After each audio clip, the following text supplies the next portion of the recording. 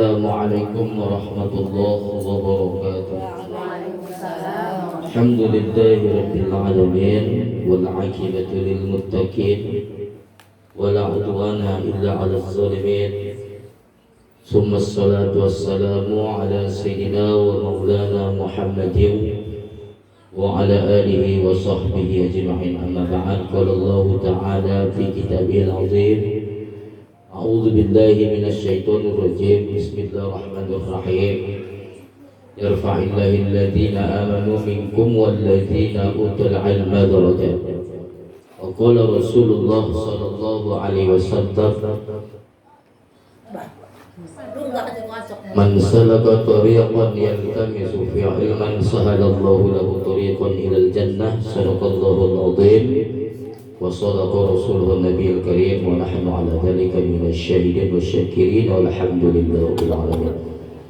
Bu-ibu yang dirahmati Allah, bersyukur kita kepada Allah dengan ucapan alhamdulillahirabbil alamin. Kemudian banyak kita bersolawat kepada Rasulullah sallallahu alaihi wasallam.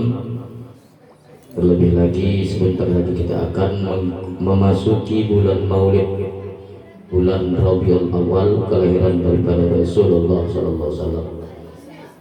Karena kata para ulama, sholawat itu termasuk adalah mengobati ataupun dapat mengobati daripada penyakit sombong yang ada di dalam diri kita. Karena sejarah membuktikan ketika Allah Subhanahu wa taala menciptakan Nabi Adam alaihi salatu wassalam, karena di dalam kulbunya Nabi Adam itu tidak ada kesombongan. Begitu beliau terbuka matanya, langsung bisa melihat nama Allah bersanding dengan nama Sayyidina Rasulullah SAW di tiang arasnya Allah. Sementara malaikat dan lain-lainnya termasuk Israel sendiri itu baru setelah Nabi Adam melihat Nabi Muhammad, barulah Israel bisa melihat nama Allah dan nama Nabi Muhammad. Sementara iblis yang memang dalam dirinya penuh dengan kesombongan, takabur, maka dia tidak bisa, matanya tidak mampu melihat Allah dan nama Rasulullah SAW di dinding surga. Makanya oleh karena itu termasuklah sholawat ini dapat mengobati hati kita yang mungkin sedikit ada sifat sombong dalam hati. Mudah-mudahan insya Allah dengan berbanyak sholawat dan salam, kita yang hadir pada hari ini adalah daripada umatnya yang mendapatkan syafaatul uzma yauma la yanfa' malun wala banun illa man atallaha biqalbin salim. Amin ya rabbal alamin. Ibu-ibu yang dirahmati Allah, mohon izin saya masuk duluan. Ada pulang pada asar nanti urusan menyelesaikan tugas juga. Jadi ada sebuah pertanyaan, ataupun bisa juga ini adalah menambah pengetahuan kita. Apakah amalan-amalan yang bisa kita sampaikan pahalanya untuk orang tua kita, ayah ibu kita yang sudah wafat atau meninggal dunia? Atau istilah lain, amalan apa yang kita kirimkan, atau amalan apa yang kita perbuat untuk orang tua kita yang sudah meninggal, ayah oma? Maka dalam hadis-hadis dikatakan oleh Rasulullah SAW, termasuk pendapat para ulama, yang pertama tentunya adalah berdoa untuknya, berdoa kepada bapak kita. Jadi berdoa ini bagi orang tua kita yang sudah tiada maupun orang tua kita yang masih hidup, ini termasuk amalan seorang anak kepada orang tuanya. Di dalam Al-Quran kita kenal dengan Rabbighfirli wa liwalidayya warhamhuma kama rabbayana atau rabbayani shaghira. Dilakukan boleh macam kami ada di majlis sholawat.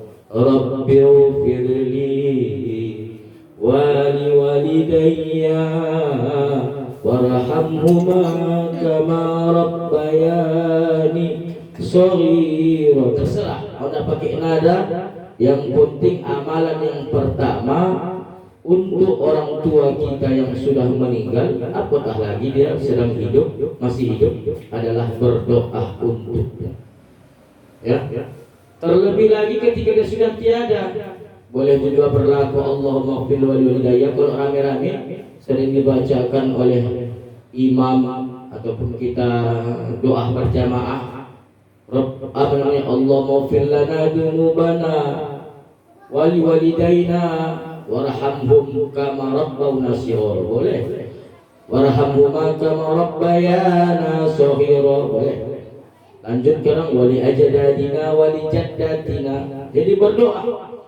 Kalau mereka yang sudah tiada, ada doa kita sering sampaikan, terutama kita dengar kalau ada saudara kita meninggal, baik itu dia termasuk adalah rukun sholat berjamaah, bukan berjamaah, sholat jenazah. Kemudian juga kalau kita dengar dikubur, ketika talqin, ketika tahlil, baik malam pertama, malam kedua, malam ketiga, apa dibaca oleh yang mendoakan, Allahumma ighfir lahu warhamhu wa'afihi wa'fu anhu. Ya Allah, ampuni dosa kedua ibu bapak, warhamhu, kasihani mereka, wa'afihi wa'fu anhu, maafkan kesalahannya. Jadi amalan yang pertama yang kita kirimkan kepada orang tua kita yang sudah tiada adalah tentunya banyak berdoa. Kata Imam Al-Ghazali dalam kitabnya Al-Ihya Ulumuddin, sebagai bakti kita seorang anak kepada ibu bapa kita, baik mereka yang masih hidup maupun sudah meninggal atau sudah wafat, adalah mendoakan mereka minimal 5 kali sehari semalam. Pahati kuncinya sholat 5 waktu. Ya. Tak akan bisa masuk doa kita kepada orang tua kita. Ibu lah, anak ibu berdoa sama ibu, tak sampai itu kalau mereka tidak sholat. Ya, karena passwordnya adalah sholat, kuncinya adalah sholat. Tak bisa berdoa saja.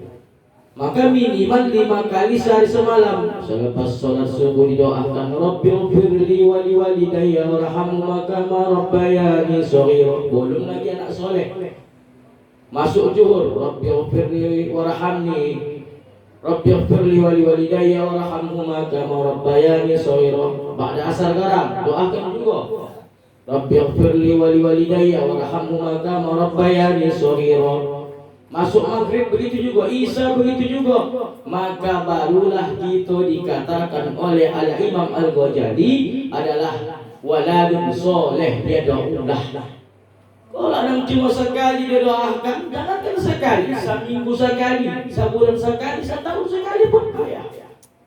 Anak mengaku anak yang soleh. Kenapa? Karena kata Rasulullah, satu teriakan ibu kandung kita ketika anak melahirkan kita tak terbalas. Ada seorang sahabat Nabi, saya lupa namanya. Dia menggendong ibunya dari Yaman ke Mekah sampai kakinya dikupak-kupak. Berjumpalah dengan sahabat Nabi yang pernah hidup di zaman Nabi. Apa katanya? Wahai sahabatku, engkau hidup pernah di zaman Rasul. Apakah aku ini sudah berbakti kepada orang kandungku? Belum. Bayangkan ibu, sekiranya kau pun melayang gara-gara mengangkat omak kau dari Yaman ke Makkah, melaksanakan rukun haji, belum terbalas teriakannya ketika melahirkan. Luar biasa. Satu kali teriakan, topat macam yang payah melahirkan. Buka 1, buka 2, buka 3, harus sampai berapa kali tarikan. Kalau orang dulu, kok sekarang orang melahirkan macam buang ingus itu. Kenapa? Cepat, cesar. Istri saya 3 kali operasi. Apa sama itu Ustaz? Ya, orang tua dulu memang normal melahirkan. Ya, kok sekarang cesar. Ada sekarang saya bilang tadi lah macam buang ingus. Tak ada pula sakitnya, keluar saja. Tak merasakan. Ya. Jadi ibu-ibu yang dirahmati Allah, maka pengabdian kita kepada orang tua kita ini kan anak nih. Kita ini anak ini, walaupun ibu ini pun sudah orang sudah nenek tak mungkin kita tak punya mak. Betul. Maka tanggung jawab kita kepada mereka adalah mendoakan. Tak peduli mereka pun sudah lama meninggal. Jangan sampai putus doa kita kepada kedua ibu bapa kita, agar mereka mendapatkan ampunan dari Allah Subhanahu wa taala. Itu yang pertama. Yang kedua, apa lagi amalan yang cocok yang kita sampaikan kepada orang tua kita yang sudah tiada? Yang kedua adalah bacakan Quran. Kalau kita anak yang berbakti, minimal kita bacakan Al-Quran itu setahun sekali. Bukan binomatlah kita bacakan Qalbul Quran, Yasin. Pahalanya Allahumma ausil sawaba dzalika ma qara'na fi hadzal mahalli minal Qur'anil azim wa min qalbil Qur'an hadiyatan wasilah kepada Nabi dulu, baru akhirnya adalah kepada ilahu ummina atau abina, sebutkan namanya abina bin ummina binti, dan terbalik. Kita ni yang banyak kesalahan. Yang meninggal misalnya mak saya lah yang payah mencontohkan Nurbaiti bin Yusuf kata. Karena orang tu menyandarkan kepada ayah. Kemudian ada pula meninggal anak laki-laki macam ayah saya lah, Anwar, disandarkan kepada dia mamaknya binti Mahdiyah. Dan salah. Dia diambil siapa yang meninggal. Yang meninggal tu laki-laki, bin, kalau tidak disandah pun kau mak tak masalah. Kalau yang meninggal tu perempuan, kalau tidak disandahkan kayanya pun tak masalah. Yang penting binti. Jadi yang dilihat yang meninggal, bukan orang tua yang meninggal. Kebanyakan kita tak paham soal ini. Ya, mohon maaf. Jadi bacakan Quran kepada mereka. Hatamkan Al-Quran setahun sekali. Karena kalau kita mengacu kepada perkataan sahabat Rasulullah tadi, bayangkan itu Bu, digendong omaknya dari Yaman ke Mekah untuk menunaikan haji. Bukan sampai di situ saja. Seluruh rangkaian ibadah haji itu digendong karena omaknya lumpuh. Ya Pak, Uwais Al-Qarni. Iya, Uwais Al-Qarni namanya. Seluruh saya.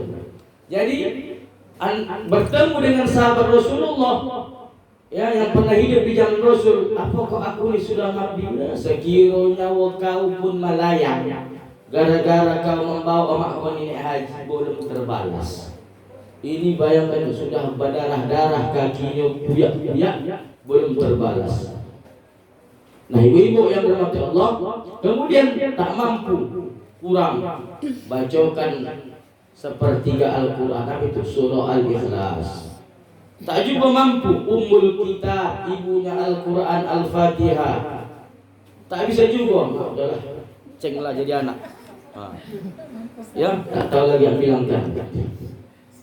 Itu yang kedua. Yang ketiga, ibu-ibu yang dirahmati Allah, apalagi amalan yang bisa kita alirkan pahalanya kepada ibu bapa kita, orang tua kita yang sudah meninggal, yang sudah wafat, adalah tentunya kata Rasulullah adalah bersedekah.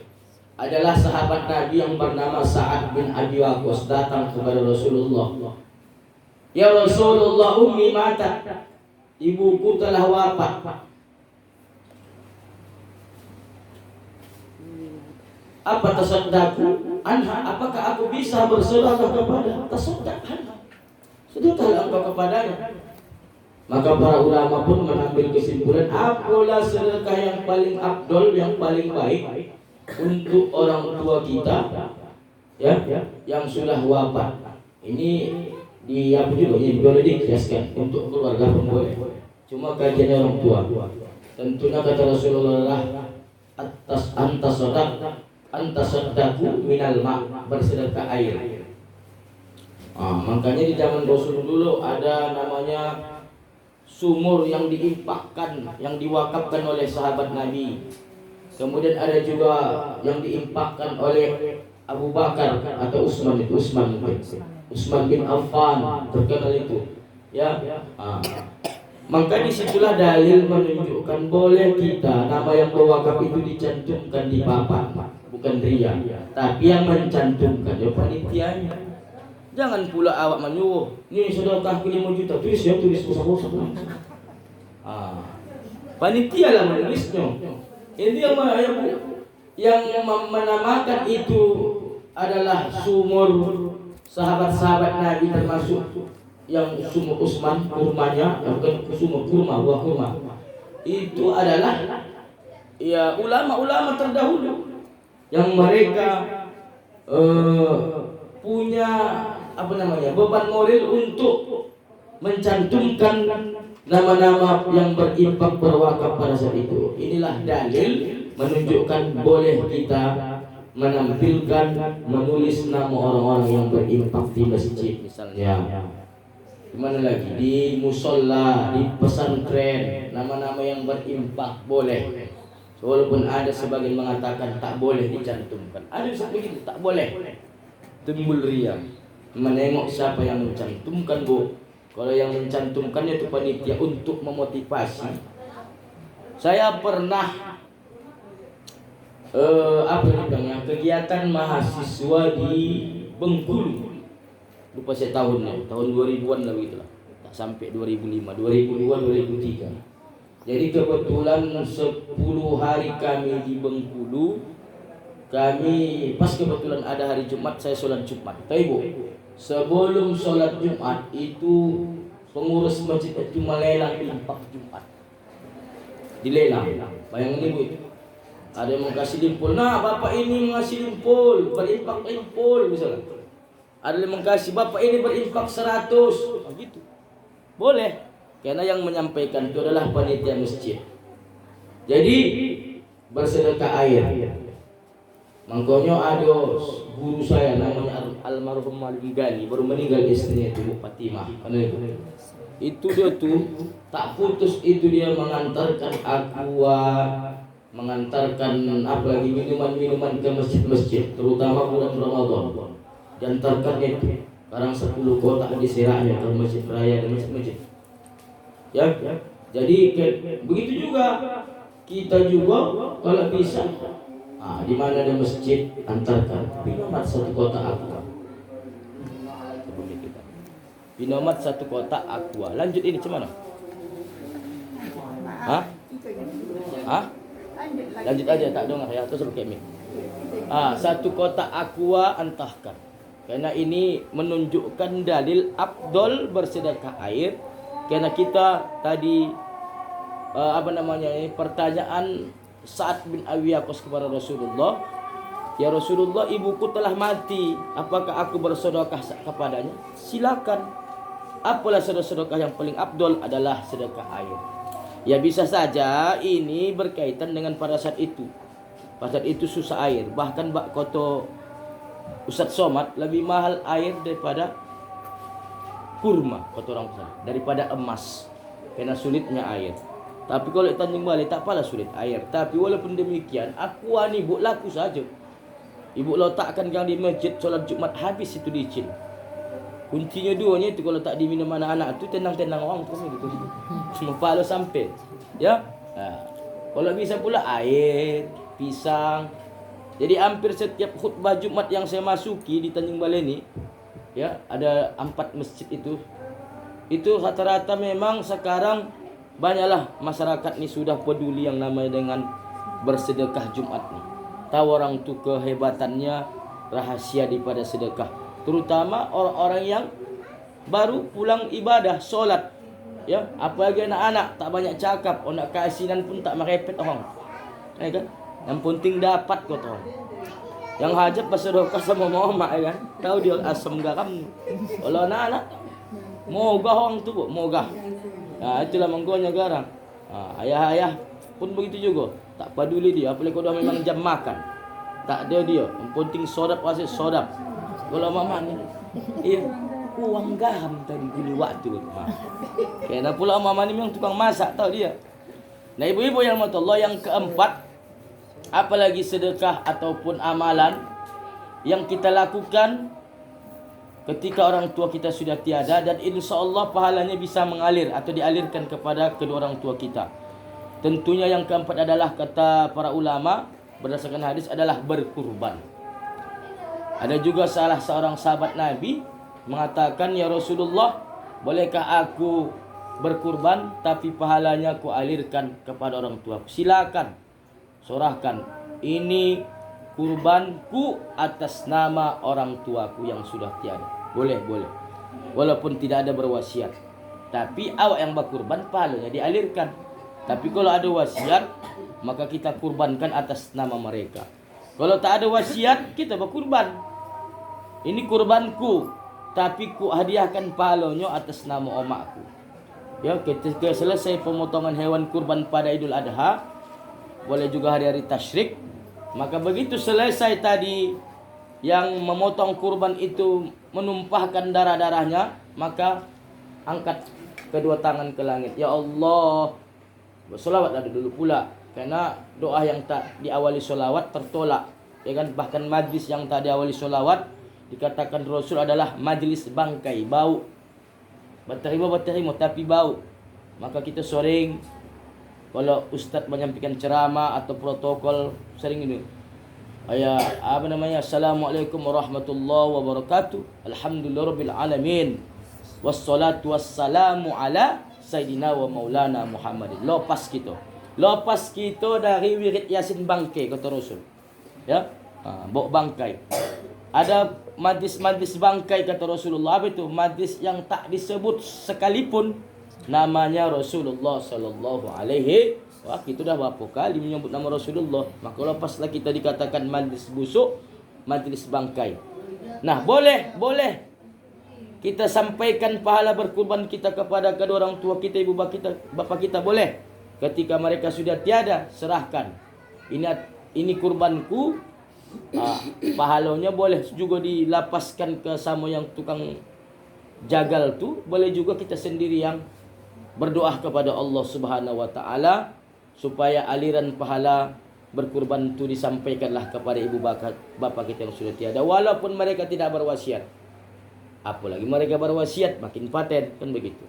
Ya, yang kelima apalagi yang bisa kita alirkan pahala, yaitu badal haji. Bukan menghajikannya, bukan menghajikan, tapi badal haji.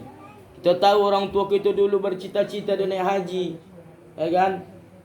Cuma belum sampai hajatnya naik haji, dia pun meninggal dunia.